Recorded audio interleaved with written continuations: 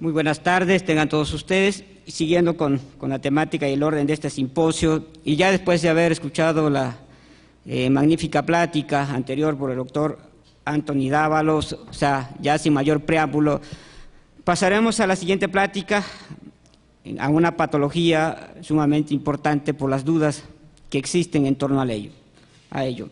Entonces, el doctor nos hablará de foramen oval permeable e infarto cerebral. Adelante, doctor. Gracias, doctor Sosa. Espero que me vaya mejor el puntero que antes y que pueda ser una charla, una plática, como dicen ustedes, un poco más dinámica. Bien, como decía el doctor Sosa, estamos delante de un tema pues muy controvertido. Y bueno, estamos delante de una patología que se debe, como todos sabéis, a la ausencia de sellado completo del septum interauricular, que debería ocurrir tras el nacimiento, que está presente en un 20% o 25% de la población general y que en ocasiones pues, se asocia a un aneurisma del septum interatrial, que es esta deformación sacular, que pues, al menos tiene 10 milímetros desde la línea media o 15 milímetros de excursión máxima. Esa sería la definición. Bien, lo que ocasiona el foramen oval permeable es un shunt, derecha e izquierda, que suele ser transitorio en la mayoría de los casos y en relaciones a aumento en la presión de las cavidades derechas, que es lo que ocurre durante la maniobra de Valsalva, pero en algunos enfermos pues es incluso presente o está incluso presente este shunt desde la aurícula derecha a la aurícula izquierda. Aquí vemos un ejemplo de cómo se rellena la aurícula derecha de burbujas y cómo pasan a través del foramen a la aurícula izquierda, pues estaría presente incluso en reposo. Bien, con el doctor Serena, en el año 98, describimos este trabajo en el cual definíamos una serie de patrones para el diagnóstico del shunt derecha e izquierda de una forma no invasiva y relativamente sencilla mediante el Doppler transcraneal con inyección de suero salino. Y bueno, pues podemos observar o describíamos entonces el patrón normal que durante el Valsalva disminuye en amplitud el flujo cerebral para, en el momento que se deja de hacer el Valsalva, aumentar. El patrón en el cual había un mínimo shunt con alguna señal de estas de alta intensidad, como podéis ver aquí, pero siempre inferior a 10. Este patrón que llamábamos de shunt moderado, con entre 10 y 25 señales. El patrón ducha y este ya masivo, o el patrón cortina, en el cual el espectro del Doppler transcraneal desaparece. Yo creo que todo esto es conocido por todos vosotros. Bien, el diagnóstico del foramen oval permeable evidentemente debe confirmarse con el estudio ecocardiográfico, puesto que el Doppler transcraneal nos dice que existe un shunt, pero no nos da una información sobre la anatomía del shunt, sobre, por ejemplo, si existe asociado pues, un aneurisma del septum interatrial, como en estos casos. Por tanto, se considera que será el estudio de referencia para la evaluación de un shunt derecha e izquierda, que habremos demostrado previamente con el Doppler transcraneal, para confirmar que se trata de un FOB, comprobar que hay un aneurisma o no del septum interatrial y ver si además hay alguna otra causa potencial de ictus cardioembólico. Cuando se analiza la literatura, ya desde hace bastantes años, los trabajos iniciales, fijaros, corresponden al año 88, pues no hay duda de que existe una diferencia significativa en el porcentaje de foramen oval permeable en los pacientes con un ictus criptogénico si se comparan con aquellos enfermos que no tienen un ictus criptogénico o con controles. Y, por tanto, en esto la literatura no ofrece ninguna duda. Pero, además, está claro de que existe un incremento en al menos 3.1 veces en la presencia de foramen oval permeable cuando se comparan pacientes con ictus con pacientes con controles en estudio de caso control en individuos de menos de 55 años. Cuando son más de 55 años, la relación era, por lo menos hasta recientemente, mucho menos clara. Aquí Como veis en estos estudios de presencia de foramen oval permeable, el punto de edad de corte lo ponen en 55 años la mayoría de los estudios, aunque estoy de acuerdo en que probablemente cuando hablamos de ictus jóvenes tendríamos que hablar de ictus de menos de 45 o de menos de 50 como mucho.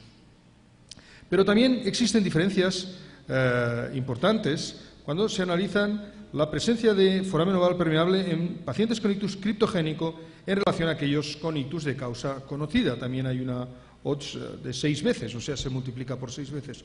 Por tanto, resumiendo, no hay duda hoy en día de que la existencia de foramen oval permeable se asocia significativamente, en primer lugar, al ictus y, en segundo lugar, al ictus criptogénico. Pero que se asocie no necesariamente tiene implicaciones de que sea la causa del ictus. Y eso es lo que voy a hablar a continuación. Bien, como decía, menos de 55 años hasta hace poco, porque en este trabajo muy bien conducido, publicado en New England en el año 2007, en que se analizaron enfermos con más y con menos de 55 años, 503 pacientes consecutivos, en que se estudió la presencia de foramen oval permeable y de aneurisma del septo interatrial por ecografía transesofágica, y se compararon los datos en los 131 menores de 55 años con los 372 mayores de 55 años, pues se puede ver que en aquellos con ictus criptogénico la frecuencia de foramen oval permeable fue significativamente mayor que en los de causa conocida, pero tanto para el grupo de jóvenes como para el grupo de mayores de 55 años. Y lo mismo cuando se analizó la presencia de foramen oval permeable asociada al aneurisma del septo interatrial. Por tanto, podríamos decir que el foramen oval permeable, asociado o no al aneurisma del septo interatrial, se asocia de una forma significativa al ictus criptogénico para todos los grupos de edad. Bien, existen mecanismos potenciales que nos hacen pensar en que probablemente este foramen oval permeable es causa del ictus del paciente y no tan solo un espectador. Bueno, por ejemplo, pues pensamos que en muchos enfermos existiría una embolia paradójica porque coinciden con maniobras de Valsalva, y en algunos de ellos se ha demostrado la trombosis de las venas en los miembros inferiores, pero pocos pacientes tienen trombosis venosa en los miembros inferiores. En otros pensamos que la trombosis quizás está en las venas pélvicas, pero tampoco eso se observa en todos los enfermos cuando se hace un análisis exhaustivo de estos pacientes. También se ha especulado sobre si el aneurisma del septum interatrial podría ser un factor potenciador de la formación de trombos en el lugar de ese aneurisma o en el foramen oval permeable. El grupo de Amarenko hace ya unos años sugirió la posibilidad de que estos enfermos con esta anomalía del septum interauricular pudieran tener arritmias, que serían estas las causas del ictus cardioembólico, y finalmente, en algunos trabajos muy recientes, se ha demostrado, no todos los estudios han llegado a esta conclusión, pero sí estos dos, en que mutaciones del gen del factor 5 de Leiden o de esta mutación en el gen de la protrombina podrían ser más prevalentes en aquellos pacientes que tienen foramen oval permeable. Por tanto, estaríamos hablando de la posibilidad de que determinados estados protrombóticos pudieran ser la causa, al asociarse con el foramen oval permeable, de embolías cerebrales de origen paradójico o bien por trombos formados en las cavidades cardíacas. Bien, hay algunos factores que se ha descrito que podrían incrementar esta asociación entre el foramen oval permeable y el ictus criptogénico, como son, pues el tamaño del shunt, por ejemplo, el que exista ya este shunt en reposo, que no necesite realizarse una maniobra de Valsalva, la presencia del aneurisma del septo interatrial y el que se trate de un shunt masivo con más de 25 señales, que serían aquellos patrones que antes os mostraba de patrón cortina o de patrón ducha. Bien, hasta aquí hemos sugerido que el foramen oval permeable podría ser una causa potencial de ictus criptogénico, debido a que existe una asociación clara y significativa con el ictus criptogénico. Pero a partir de aquí empiezan las dudas. Las primeras dudas son respecto a las recurrencias. Cuando se analizan de una forma prolongada aquellos enfermos que han presentado un ictus y que tienen un foramen oval permeable, pues existen datos contradictorios sobre lo que ocurre con las recurrencias. El estudio francés, por ejemplo, que se realizó ya hace unos años, se publicó en el año 2001, en pacientes que todos recibieron tratamiento con aspirina, mostró que la recurrencia a lo largo de 4 años en aquellos enfermos con foramen oval permeable fue bajísima, solo del 2,3%, y similar a la de los enfermos que no tenían foramen oval permeable. Y tan solo hay una asociación o un incremento del riesgo de recurrencia, en aquellos en los cuales el foramen oval permeable se asociaba a aneurisma del septum interatrial. Pero estos datos están basados en tan solo 8 pacientes de 51, por tanto, la posibilidad de que esto fuera un hallazgo casual y que no sea relativamente un hallazgo real, pues es elevada. El PICS, un estudio muy importante, una rama del estudio WORS, en el cual incluyó 630 individuos con ictus, 265 criptogénicos y el resto de causa conocida, y que mostró foramen oval permeable en 203 de ellos, observó tasas de recurrencia mucho más elevadas, pero eran enfermos globalmente con mayores factores de riesgo y, por tanto, una mayor carga aterosclerótica o de riesgo de ictus. Pero fijaros que las recurrencias entre aquellos que tenían FOP y los que no tenían FOP fueron idénticas y que, además, no se observó de que estas recurrencias aumentaran por la coexistencia de foramen oval permeable con aneurisma del septum interatrial. Por tanto, hasta este momento no podemos decir que la existencia de un foramen oval permeable suponga necesariamente un incremento en el riesgo de recurrencias. Y además, concretamente en este estudio, se observó que los datos eran idénticos para el grupo de criptogénicos y que además warfarina y aspirina no fueron diferentes en cuanto a la prevención de las recurrencias. El estudio Codicia, que lideró el doctor Serena, con el cual yo he trabajado durante muchos años, fue publicado recientemente en Stroke en 486 pacientes con ictus criptogénico, un estudio multicéntrico, en los cuales el tratamiento se dejó a criterio clínico, pero el 30% de ellos recibieron tratamiento anticoagulante, y fueron seguidos a lo largo de unos 24 meses, y no se observó que hubieran diferencias en las recurrencias de ictus, ni para los enfermos totales, ni para el grupo de pacientes jóvenes que tenemos en las barras blancas.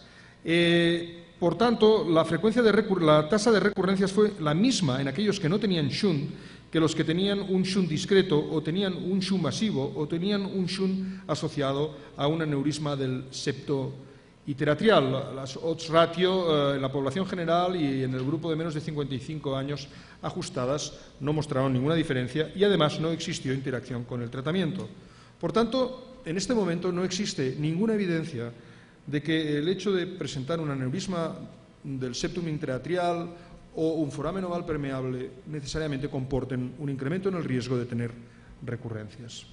Pero ¿el FOP es responsable o es exclusivamente espectador? A ver, hay 2 estudios que creo que plantean serias dudas sobre el papel etiológico del foramen oval permeable en la producción del ictus. Son estudios con muchas limitaciones, puesto que son estudios relativamente cortos, pero son 2 estudios poblacionales, el SPARC y el NOMAS, este con 585 sujetos sanos, que fueron estudiados con ecocardiografía transesofágica, este con 1.100 individuos mayores de 30 y 39 años estudiados con ecocardiografía transtorácica. Bueno, a lo largo de 5 años que fueron seguidos en este primer estudio, la tasa de ictus fue del 6,9% y en este otro, 6 años de seguimiento, del 6,2%. Por tanto, fueron similares y, de manera interesante, la presencia de FOP, que se observó en un 15%, o de aneurisma del septum interatrial, en este estudio un 2,5%, no condujo o no se asoció a la aparición de ictus en sujetos sanos. Por tanto, hay aún más serias dudas sobre el papel causal del foramen oval permeable sobre el infarto cerebral. Bueno, hay otros datos que sugieren que sí que podría tener un papel, como son, ya voy acabando, y Bueno, estamos delante de una patología que se debe, como todos sabéis, a la ausencia de sellado completo del septum interauricular, que debería ocurrir tras el nacimiento, que está presente en un 20% o 25% de la población general y que en ocasiones pues, se asocia a un aneurisma del septum interatrial, que es esta deformación sacular, que... De plática a una patología sumamente importante por las dudas que existen en torno a ello. Entonces, el doctor nos hablará de foramen oval permeable e infarto cerebral. Adelante, doctor. Gracias, doctor Sosa. Espero que me vaya mejor el puntero que antes y que pueda ser una charla, una plática, como dicen ustedes, un poco más dinámica. Bien, como decía el doctor Sosa, estamos delante de un tema pues muy controvertido.